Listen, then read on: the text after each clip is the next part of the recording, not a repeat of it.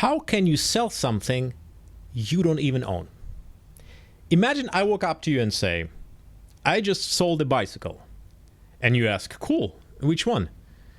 And I answer, well, I don't actually own a bicycle. So that sounds like a fraud, unless you are on Wall Street.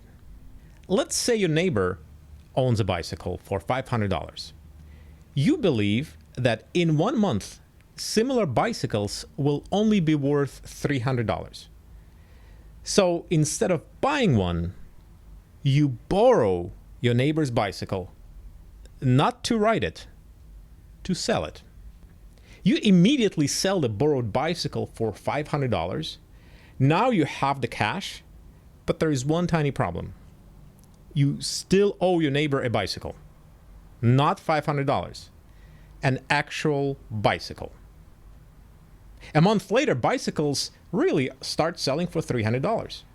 So you buy one for $300, give it back to your neighbor, and keep the $200 difference. Congratulations, you just made money because prices went down.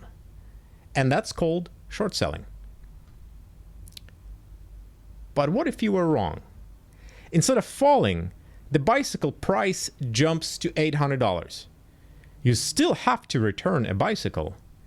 So now you must buy one for $800. After selling it for only $500 previously, you've lost $300. And here's the scary part. When you normally buy stock, the worst thing that can happen is that it goes to zero. You can only lose what you invested.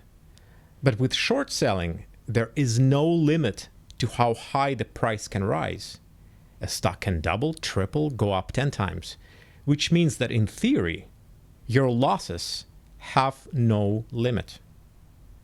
Short selling is borrowing an asset, selling it immediately, and hoping to buy it back later for a lower price so you can return it and keep the difference.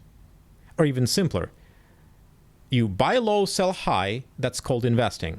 And short selling is simply sell high first, then buy low later. If you've ever wondered how investors make money when markets crash, well, now you know. They don't just buy stocks. Sometimes they bet against them. If you like this explainer, click like and subscribe, and I will see you next time.